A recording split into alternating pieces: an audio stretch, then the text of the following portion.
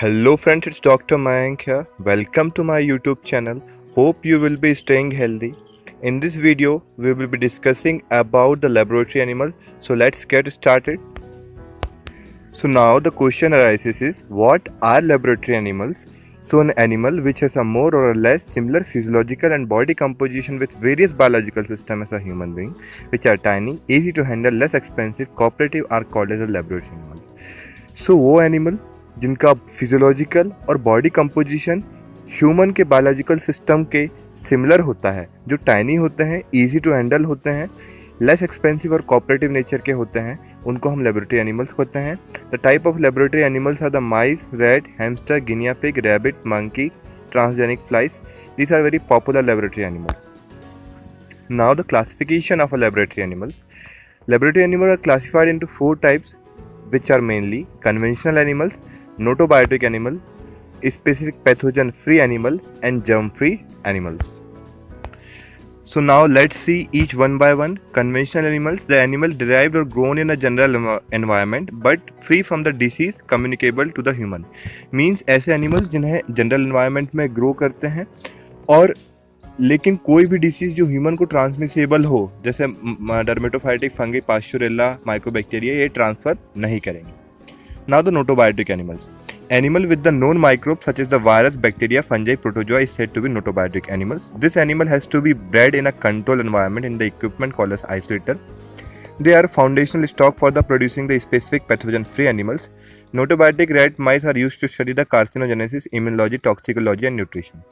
तो नोटोबायोटिक animals mainly वो animals होते हैं जिनमें हमें वायरस, बैक्टीरिया, फंजी और प्रोटोजोआ के प्रेजेंस के बारे में हमें पता होता है और इनको एक इक्विपमेंट में इनको ब्रेड कराते हैं, मैटिंग कराते हैं इनकी. उस इक्विपमेंट को हम बोलते हैं आइसोलेटर, जहाँ पे जो भी कंडीशंस हैं वो सारी कंट्रोल है, प्रेशर, टेम्परेचर, और ये फाउंडेशनल स्टॉक होते हैं. मतलब इन्हीं से हम स्पेसिफिक पैथोजन फ्री एनिमल्स को डिराइव्ड करते हैं.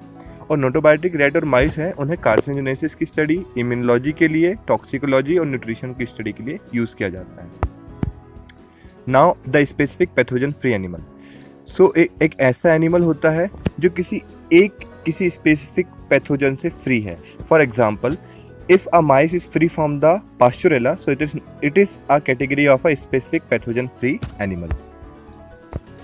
Now let's move toward the other category, that is the germ free animal. An animal which don't have any demonstrable microbe is known as the germ-free animal. This can be achieved by killing the mother with the cervical dislocation and removing the fetus by the hysterectomy without any anesthetic in an isolator. So friends, germ-free animals वो animal हैं जिनके अंदर हम किसी भी तरह का microbe detect नहीं कर सकते. क्यों? क्योंकि यहाँ पे जो हमारे पास जो फीमेल माइस होती है, उसका जो हमारे पास जो भी फीटस है, उसको हम सर्वाइकल डिसलोकेशन मतलब हम उसकी नेक अलग कर देंगे और उसके बाद जो उसका यूट्रस है, यूट्रस को कट करेंगे, तो उस चीज़ को बोलते हैं हिस्टेरेक्टोमी, और बिना किसी एनेस्थेटिक एजेंट की मदद से करेंगे और इसको आइसोलेटर में करेंगे, मतलब एक कंट्रोल एनवायरनमेंट में करेंगे. तो जो कोई भी फीटस हमारे पास आएगा उसमें किसी भी तरह का माइक्रोब प्रेजेंट नहीं होगा. That is called as a germ free animal. So young one must be bred in the isolator in the germ-free environment. And the feed and water को जो भी हम देंगे इन young ones को, वो sterilized तरह का होगा.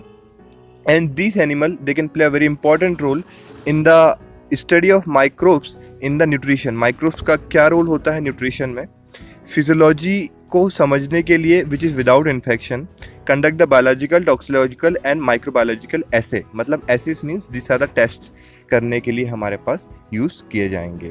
सो एक बार फिर से देख लेते हैं. न्यूट्रिशन में फिजियोलॉजी को समझने के लिए बायोलॉजिकल, टॉक्सिकोलॉजिकल, माइक्रोबायोलॉजिकल टेस्ट करने के लिए यूज़ करेंगे. सो फ्रेंड्स, इसके बाद हम one by one each specific तरह की जो भी लेबोरेटरी एनिमल्स हैं उनके बारे में डिटेल में समझेंगे. तो कैटेगरीज थी. Now mice they are very smaller in size, early puberty, high fecundity, short gestation, high position in the evolutionary scale. Due to these specialties, about the 60 to 70% laboratory animals are used as a mice.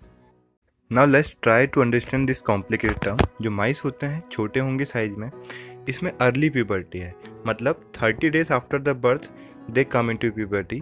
इसकी high फिकंडिटी होती है. फिकंडिटी का मतलब होता है किसी organism ने कितने ऑफ स्प्रिंग प्रोड्यूस करे per year. That is 140 of spring per year है.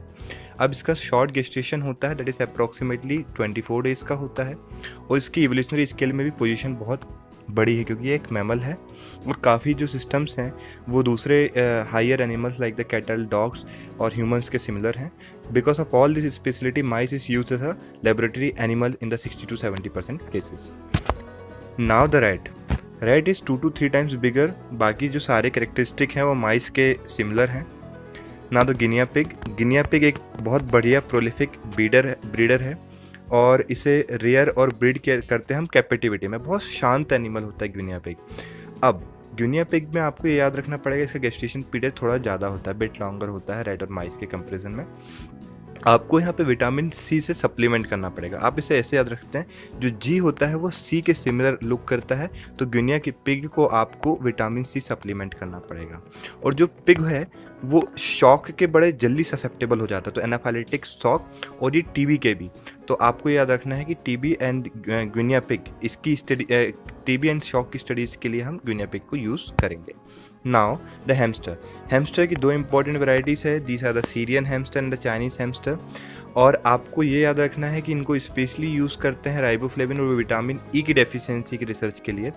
तो हैमस्टर के आखिरी जो 2 अल्फ़ाबेट हैं वो होते हैं ई एंड आर. ओके, तो हम ऐसे याद कर सकते हैं इसे विटामिन ई की स्टडी के लिए, आर फॉर राइबोफ्लेविन की स्टडी के लिए इसे यूज़ करते हैं. ना तो चाइनीज हैमस्टर जो होते हैं इसको स्पेशली डायबिटीज़ की स्टडी के लिए यूज़ करते हैं. तो आपको पता है सी के बाद क्या आता है, डी आता है, तो डी फॉर डायबिटीज़ की स्टडी के लिए यूज़ करेंगे, डायबिटीज़ मेलाइटस. ओके, अब सी से आप एक चीज़ और याद रख सकते हैं, सी से आप इसको साइटोलॉजिकल स्टडीज़ के लिए यूज़ कर सकते हैं.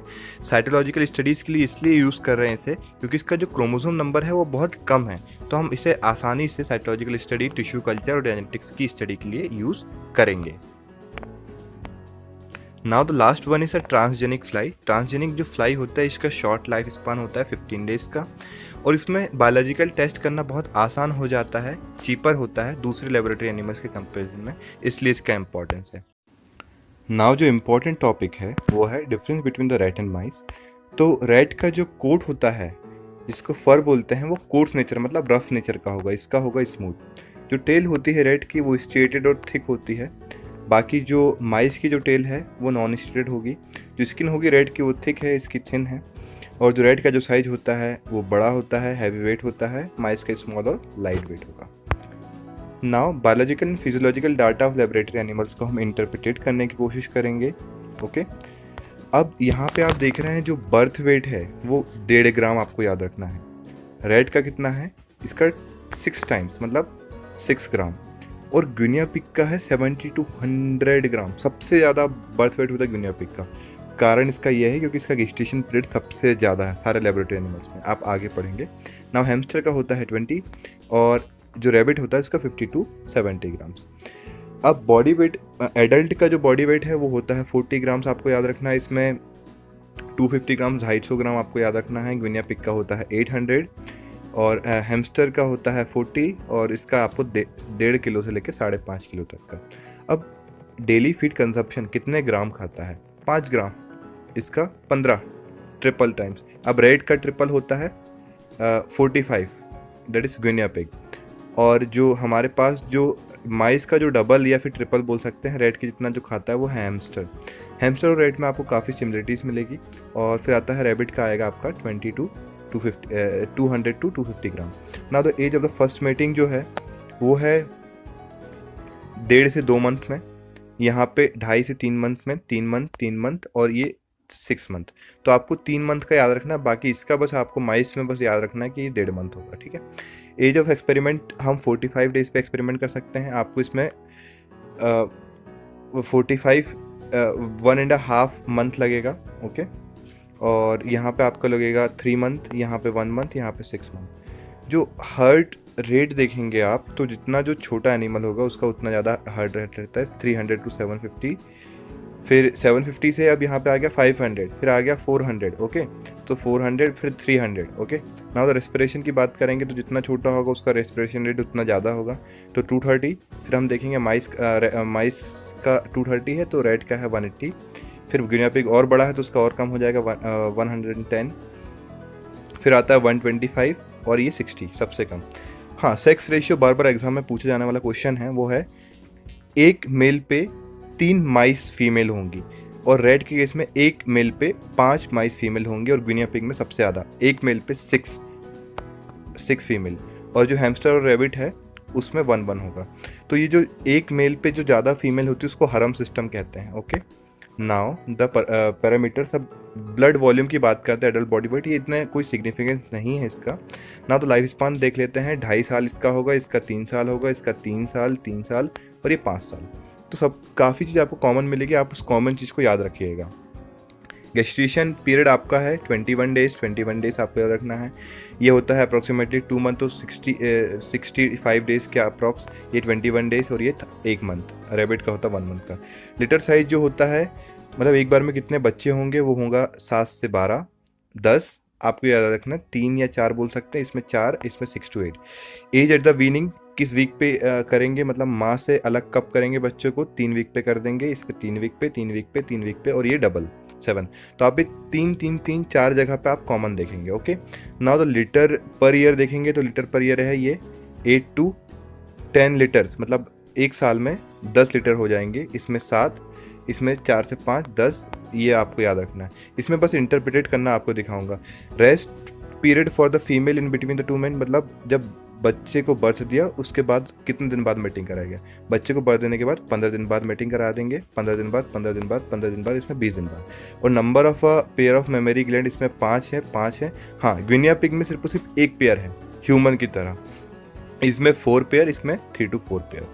सो that's all about the data interpretation. आपको यहाँ पे याद रखना है कि आपको बस बेसिक पॉइंट्स आपको देखने हैं कि जो जिसमें कॉमन मिले, आप उस पॉइंट को ध्यान रखिएगा। ओके, सो गेस्टेशन पीरियड आपको 21 के आसपास याद रखना है, तो आपको याद हो जाएगा। रेस्टिंग पीरियड आपको 15 डेज ऐसे आपको याद रखना है। So that's all for data interpretation. Let's now move to the other topic.